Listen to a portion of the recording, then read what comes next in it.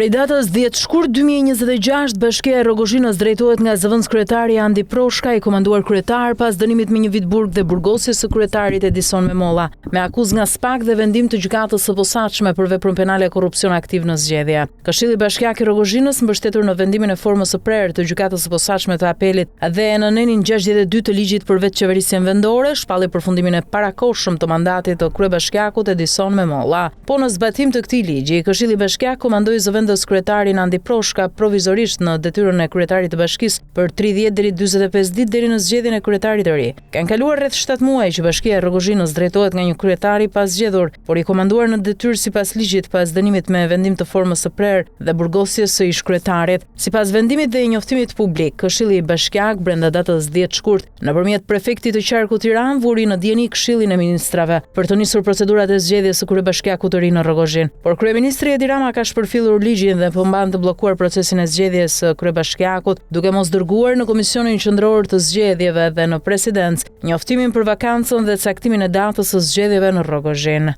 Sipas ligjit, kryeministri duhet të kishte dërguar kërkesën brenda 24 orëve pas vendimit dhe njoftimit të Këshillit Bashkiak për përfundimin e parakohshëm të mandatit të ish kryebashkiakut Edison Memolla dhe nisjen e procedurave për zgjedhje. Këshilli i Ministrave më datë 11 shkurt 2026 kishte detyrimin ligjor të vinte në dieni presidentin e Republikës dhe kryetarin e KQZ-s, ndërsa presidenti brenda 48 orëve do të shpallte zgjedhjet e reja për kryetar bashkie në Rogozhinë dhe do të caktonte datën jo më herët se 30 ditë jo më vonë se 45 ditë nga data e daljes së dekretit, që sipas afatit duhet të ishin zhvilluar më datë 15 mars ose më datë 22 mars 2026, por kryeministri Edi Rama prej 7 muajsh nuk po dërgon njoftimin në Presidencë dhe KQZ, duke mbajtur të bllokuara zgjedhjet e parakohshme për kryetarin e ri të Bashkisë së Rogozhinës, ndërsa me reformën e re territoriale, kryeministri Edi Rama nëpërmjet Komisionit Mazniku ka menduar të shkrijë Bashkinë e Rogozhinës brenda Bashkisë së Kavajës, por ky projekt nuk justifikon lënien e asaj bashkie pa kryetar prej më shumë se 16 muajsh deri në zgjedhjet e 2027-s, pavarësisht se socialisti kryetar bashkie në detyrë Andi Proshka është kunati ish kryebashkiakut të dënuar socialistit Edison Memolla.